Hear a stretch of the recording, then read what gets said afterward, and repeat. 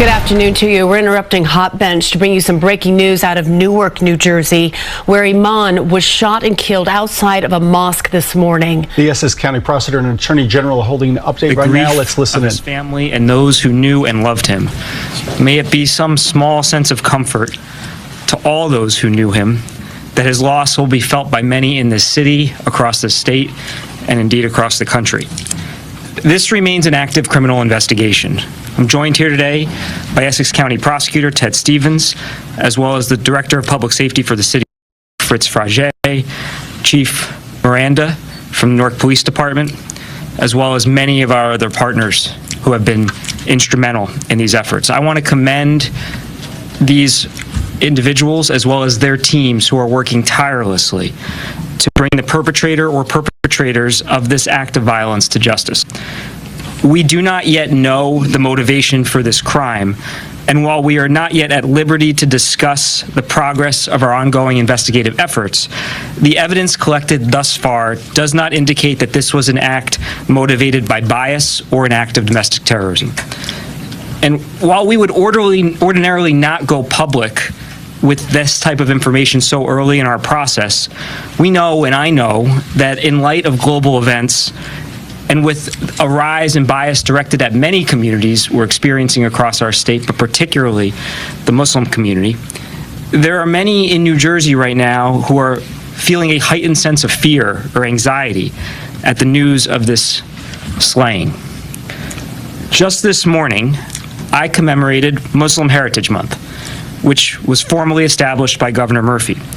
New Jersey is the proud home to over 320,000 Muslim Americans, a community that is incredibly diverse in and of itself. Every member of this community, just as every member of the state of New Jersey, deserves to live and worship however it is they choose to do so without fear for their safety.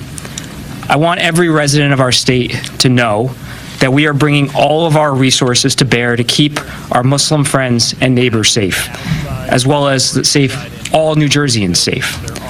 Just as we are going to continue to work around the clock to identify and bring to justice anyone involved in the killing of Imam Sharif. Regardless of the motivation, we also know that Imam Sharif is just the latest casualty in the senseless gun violence epidemic that plagues our state and our country. Combating the gun violence epidemic is our core priority in my office and in law enforcement throughout our state. Let me be clear. Tragedies like what we've experienced today, regardless of their motivation, should not happen, period.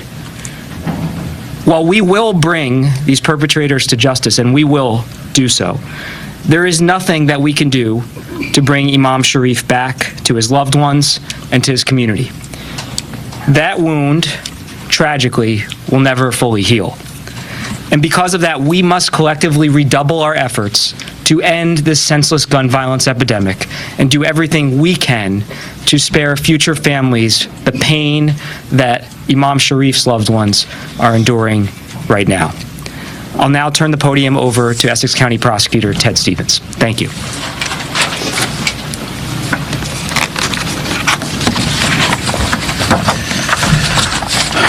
Good afternoon.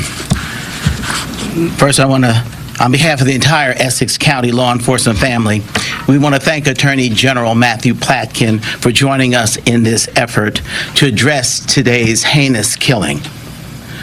Joining me today also on behalf of the Essex County Prosecutor's Office is First Assistant Prosecutor 𝗕𝗥𝗘𝗪𝗓, our Chief of Detectives Mitchell McGuire, and our Chief Assistant Prosecutor Tom Fennelly. At approximately 6 a.m. today, Newark Police Department was alerted to the shooting of Imam Hassan M. Sharif of Masjid Muhammad Mosque, located in the 200 block of South Orange Avenue here in Newark.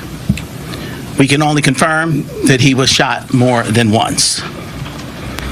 EMS responded promptly and transported him to University Hospital, which is located within blocks of the mosque. And despite the valiant efforts of the hospital staff, the Imam succumbed to his injuries at 14:21 this afternoon.